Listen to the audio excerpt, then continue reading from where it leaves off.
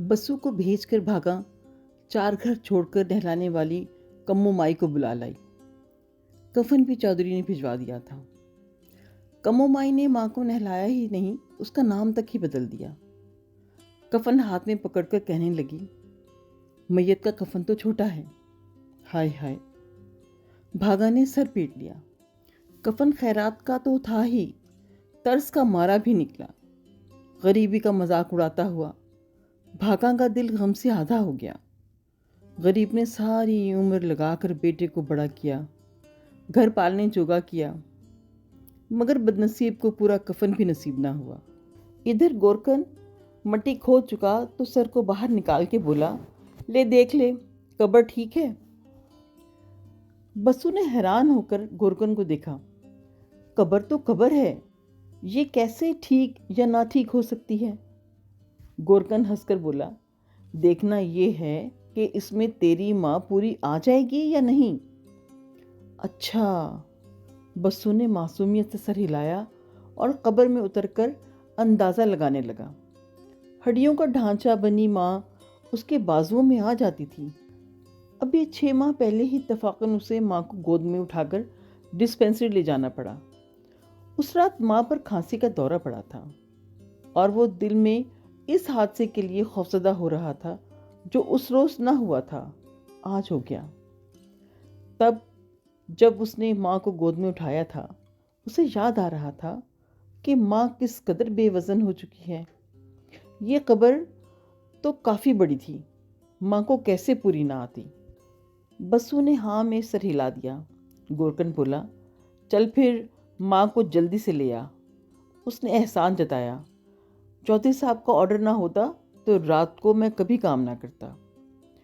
बसु मामूल की तरह घर लौट आया, जहाँ माँ अधूरा कफन पहने बेखबर लेटी थी। भागा ने घर आते ही बसु को देखकर रिक्कत से कहा, बसु, माँ का कफन पूरा नहीं है। बसु ने आम से लहजे में कहा, कोई बात नहीं, कब्र तो पूरी है ना। गरीबी में ऐसा ही होता है, सर ढको तो पैर नंगे और पैर ढको तो सर। बोलते बोलते वो चुप हो गया। फिर लंबा सा सांस लेकर हसरत से कहने लगा, क्या था जो गर्मियाँ ना होती, सर्दियाँ होती, बर्फ़ की ज़रूरत ही ना होती, माँ की आखिरी ख्वाहिश पूरी हो जाती, नमाजियों की 3 सफ़ें बन जाती, माँ बख्शी जाती। उसने माँ को अपने हाथों से कुशादा कब्र में उतार दिया। गिनती के 2-4 लोग शरीक हुए। एक तो रात, उस पर बसु ज़ात का कमी। उसने जनाजे के साथ चलते 2-3 लोगों को देखकर सोचा, जहन्नुम तो कमियों से भरी होगी। माँ को मरे 2 महीने हो चुके थे। अदवाइन की खरी चारपाई सूनी हो चुकी थी। रात ना कोई खांसता, ना चारपाई चरचराती। गर्मी बढ़ती जा रही थी। कोरे घड़ों का पानी भी ठंडा होने लगा था। पट्टे पे बैठा रशीद बर्फ वाला अपनी दुकान चमका रहा था। बसु जुतियाँ सीधी करता रहा था, सो कर रहा था। चांद की चांदनी में कच्चे सहन में लेटे लेटे भागा ने यकदम कहा, बसु, तू शहर क्यों नहीं चला जाता। बसु ने करवट ली और बेइतनाई से बोला, सुना है शहर के लोग पढ़े लिखे होते हैं, वो अपनी जूतियाँ खुद पहनते हैं, वहाँ चिलम भी नहीं भरनी पड़ती, सब सिगरेट पीते हैं, वहाँ मेरा क्या काम। भागा चुप हो गई। गहरी खामोशी में शोर उठा। बसु ने कान लगाए। बैन की आवाज़ें बढ़ती जा रही थीं। मियाँ बीवी ने खामोशी से एक दूसरे की ज़ुबान को समझा और अपनी अपनी चारपाइयाँ छोड़कर बाहर निकल गए। बाहर क्या निकले, पैरों के नीचे से ज़मीन ही निकल गई। चौधरी शहर से आते हुए कार के हादसे में मौके पर ही मर गया। मिनटों सेकंडों में पूरा गांव हवेली के बाहर आ खड़ा हो गया। कोई बसु की माँ थोड़ी मरी थी। चौधरी का इंतकाल हुआ था, वो भी अचानक। रोते धोते तय पाया चौधरी को सुबह 11 बजे दफनाएंगे। बसु ने सुना कोई कह रहा था, आखिर दूर दराज से यार दोस्तों ने, अजीज़ों ने, रिश्तेदारों ने चौधरी का मुंह देखने आना था। मुंह देखने पर बसु को एकदम ख्याल आया, क्यों ना वो भी आज चौधरी का मुंह देख ही ले। सारी उम्र उसने चौधरी के पैर ही देखे थे, पैर ही खाए थे। उसका काम ही ऐसा था, चिलम भरता, जूतियाँ सीधी करता। उसकी नज़र चेहरे तक कैसे जाती? उसकी नज़र में चौधरी बस एक ह्योला था। चौधरी की मैयत नहला कफना के खुले मैदान में दीदार को रखी जा चुकी थी। बसु ने भी लोगों के कंधों के दरमियान से सर उठाया। उसने देखा और हैरान रह गया। चौधरी का कफन भी बिल्कुल ऐसा ही सफ़ेद था जैसा उसकी माँ का कफन था। हाँ, बस ये फ़र्क ज़रूर था कि ये चौधरी को पूरा था, मगर अफसोस वो आज भी चेहरा ना देख सका। और अब उसकी खातिर चौधरी के मुंह से कौन कपड़ा हटाता? किसी ने आकर चौधरी के बेटे वजाहतुल्लाह को बताया कि कब्र का काम पूरा हो गया है। वजाहतुल्लाह ने फिक्रमंदी से पूछा, कब्र में किसी ने उतर कर देखा है?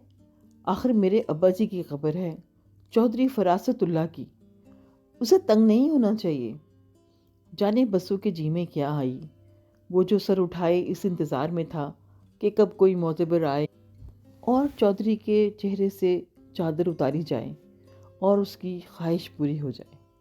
यकदम बोला, सरकार, अगर बुरा ना माने तो मैं जाकर देख लूं?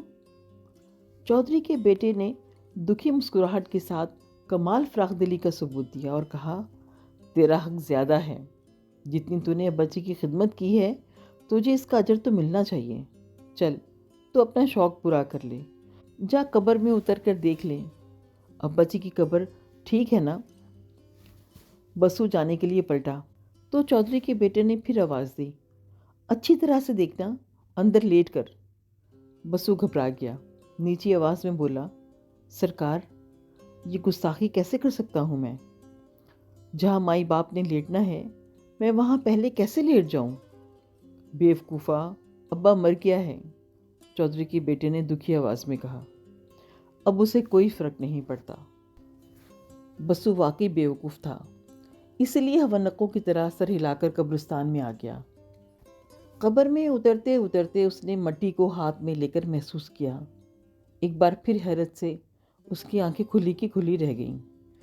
ये मिट्टी भी बिल्कुल उसकी माँ के कब्र की मिट्टी जैसी थी। कब्र में लेटकर उसने अंदाज़ा लगा लिया कि उसका लंबा चौड़ा चौधरी फरासतुल्लाह इसमें सुकून से लेट सकता है। वो खुशी खुशी बाहर निकला और हवेली की तरफ भाग गया। उस पर शादी मर्ग तारी थी कि जिस मिट्टी में उसकी माँ सो रही है, आज चौधरी भी उसी मिट्टी में सोने वाला है। मगर हवेली पहुंचकर उसकी समझ नहीं आ रहा था कि वो क्या कहे। डरते डरते बोला, सरकार, माई बाप की शान में कमी तो नहीं आएगी? मैंने अंदर जाके देखा है, बिल्कुल बसु की माँ की कब्र जैसी कब्र है।